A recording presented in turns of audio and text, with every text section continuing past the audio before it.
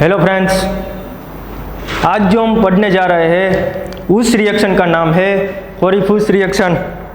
कोरीफुस reaction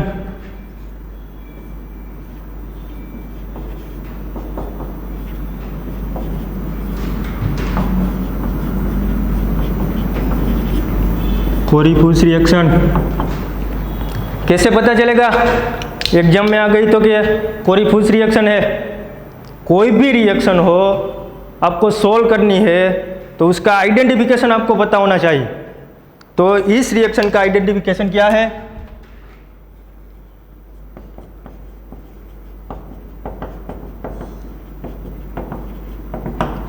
इसका starting material क्या होता है?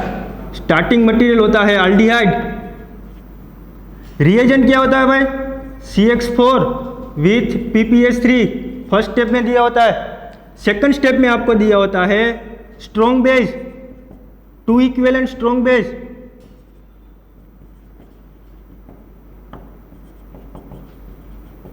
Strong base for example n butyl lithium, phenyl lithium, methyl lithium. और यहाँ पे हेलोजन जनरली आपको Br दिया होता है और Cl भी आ सकता है। और इसकी प्रोडक्ट है अल्काइन। इंटरमीडिएट की बात करें, हम इंटरमीडिएट की बात करें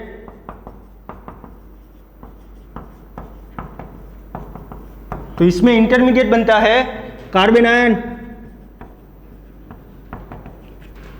चलो ये बात कर ली हमने आइडेंटिफिकेशन की। क्या है आइडेंटिफिकेशन? स्टार्टिंग मटेरियल है एल्डिहाइड।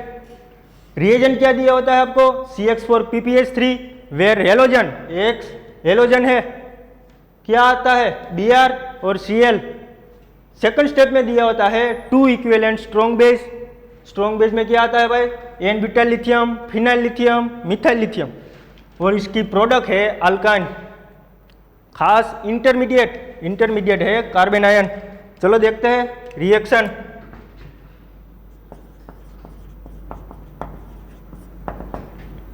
ये हमारा स्टार्टिंग मटेरियल एल्डिहाइड, ये रहा हमारा रिएजेंट।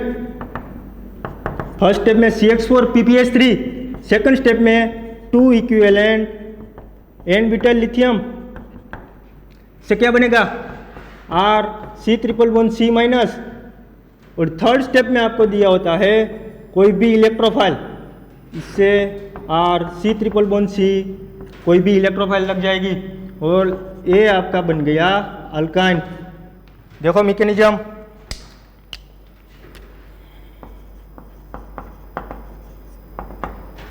फर्स्ट स्टेप में क्या होता है? तो ये PPH3 है, ट्राइफिनाइल फॉस्फेन, उसकी रिएक्शन होगी CH4 के साथ। मैं CH4 को इस तरह रखता हूं। CH4 ये फॉस्फोरस की लोन पेयर हेलोजन पर अटैक करेगी और एब्स्ट्रैक्ट कर लेगी, तो ये बॉन्ड का इलेक्ट्रॉन कार्बन के ऊपर आएगा तो इस तरह फॉर्म बनेगा PPH3X। समझो फॉस्फोरस की लोन पेयर इसको अटैक करेगी इस पर, तो उस पर आएगा पॉजिटिव चार्ज और यहाँ रिमूव क्या होगा? CH3-। क्यों CH3-? तो ये बॉन्ड का इलेक्ट्रॉन कार्बन की तरफ है। ये CH3- हम इस तरह लिखेंगे।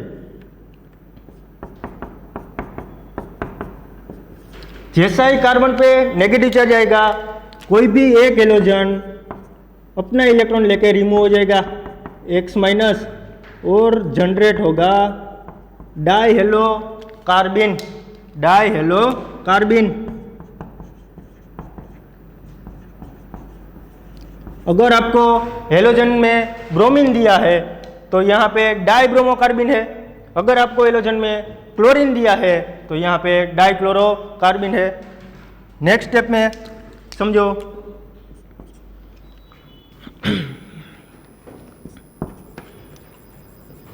ये जो PPH3X, पहले मैं ये X जो रिमूव हुआ है उसकी रिएक्शन कराता हूँ।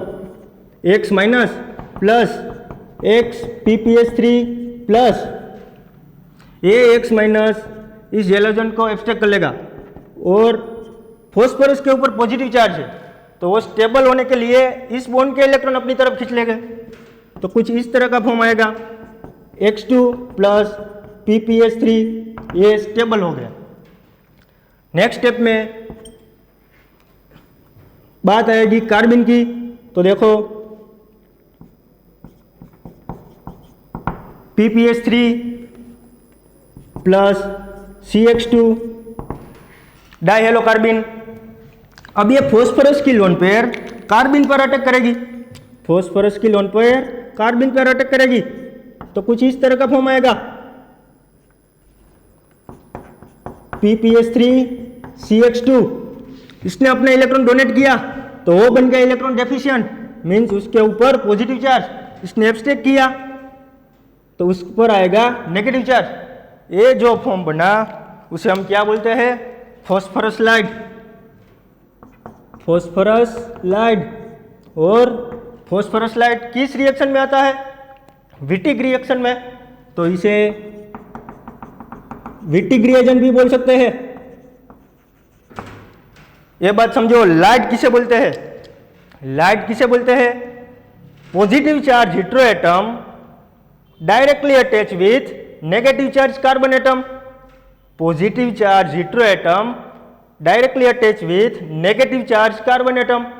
अगर हेटेरोएटम फॉस्फोरस है तो उसे हम बोलेंगे फॉस्फोरस लाइट, अगर हेटेरोएटम नाइट्रोजन है तो उसे हम बोलेंगे नाइट्रोजन लाइट, अगर हेटेरोएटम सल्फर है तो उसे हम बोलेंगे सल्फर लाइट। चलो नेक्स्ट स्टेप। अब बात आती है एल्डिहाइड की। देखो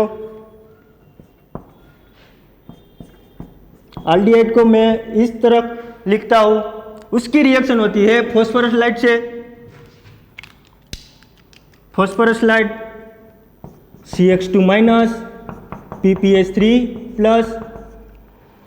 आप सबको पता है ऑक्सीजन की इलेक्ट्रोनेगेटिविटी कार्बन से ज्यादा है, तो इस बॉन्ड के इलेक्ट्रॉन ऑक्सीजन की तरफ हो गए, इस बॉन्ड के इलेक्ट्रॉन ऑक्सीजन की तरफ हो गए, ऑक्सीजन मोर इलेक्ट्रॉन रिच बन गया, तो इस कार्बन मोर इलेक्ट्रॉनिक डेफिशिएंट बन गया, तो ऑक्सीजन ऊपर आएगा नेगेटिव चार्ज, वो नेगेटिव चार्ज इस पॉजिटिव चार्ज पर अटैक करेगा, नेगेटिव चार्ज पॉजिटिव चार्ज पर अटैक करेगा, और ये कार्बन इलेक्ट्रॉन डेफिशिएंट बन गया, उस पर ये नेगेटिव चार्ज अटैक करेगा, तो कुछ इस तरह का फॉर्म बनेगा।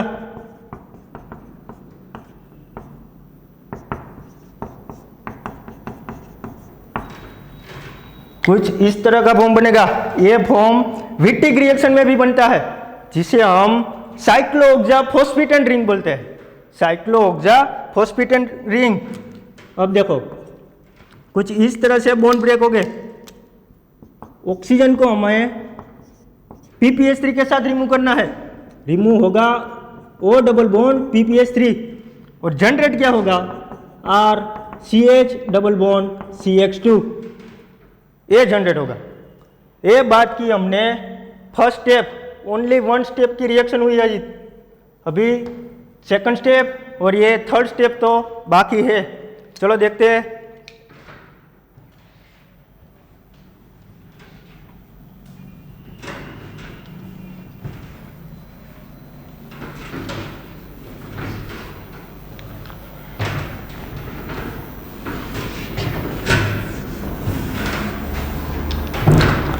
समझो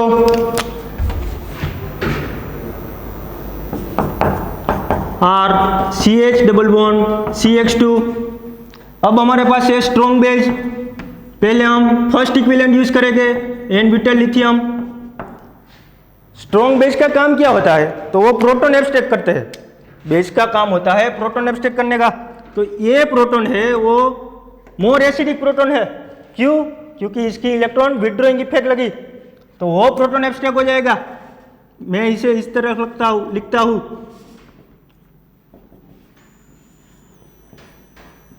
और कार्बन पर आएगा negative charge RC minus double bond CH2,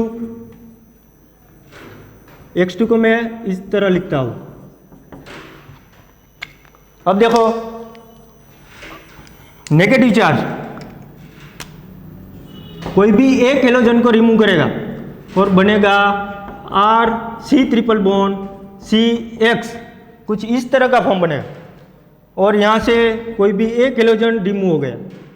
ये जो मैकेनिज्म बनी, ये जो स्टेप है वो E1CB मैकेनिज्म से E1CB मैकेनिज्म से स्टेप आया। क्यों E1CB मैकेनिज्म ही आया?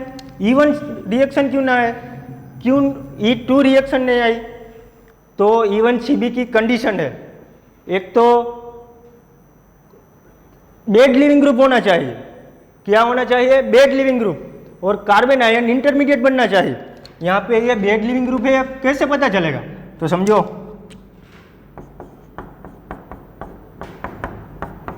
ये जो हेलोजन की लोन पेयर है वो हेलोजन की लोन पेयर रेजोनेंस में है, वो हेलोजन की लोन पेयर रेजोनेंस में है। तो ये इजीली रिमूव नहीं होगा, मीन्स ये स्टेबल है, इजीली रिमूव नहीं होगा। तो ये बेड लिविंग ग्रुप हो गया। तो फर्स्ट कंडीशन है bed leaving group, second condition है कार्बन आयन इंटरमीडिएट। तो ये E1CB मैकेनिज्म हो गई। अब देखो नेक्स्ट स्टेप में क्या होता है। अभी भी हमारे पास स्ट्रॉन्ग बेस है, तो नेक्स्ट स्टेप में n-बीटा लिथियम ये हेलोजन को एब्स्ट्रैक्ट कर लेगा और कार्बन पर आएगा नेगेटिव चार्ज, इसे बोलते हैं हेलोजन एक्सचेंज। कार्बन पर आया नेगेटिव चार्ज। और लास्ट स्टेप में आपको इलेक्ट्रोफाइल दी होगी, कोई भी इलेक्ट्रोफाइल हो, समझो आपको इलेक्ट्रोफाइल दी होगी, तो क्या करेगा? ये नेगेटिव चार्ज इलेक्ट्रोफाइल पर अटैक करेगा, R≡C इलेक्ट्रोफाइल, ये बन गया हमारा अल्काइन। सपोज इलेक्ट्रोफाइल हाइड्रोलिसिस है, थर्ड स्टेप हाइड्रोलिसिस है, तो उसमें से इलेक्ट्रोफाइल कौन सी आएगी? R≡CH। सपोज इलेक्ट्रोफाइल है हमारा DMF प्लस POCl3, कौन सी रिएक्शन में आता है? तो ये रिएक्शन है विल्समेर-एक रिएक्शन। इसमें इलेक्ट्रोफाइल क्या होगी? इसमें इलेक्ट्रोफाइल होगी CHO plus formylation reaction, means यहाँ पे इलेक्ट्रोफाइल है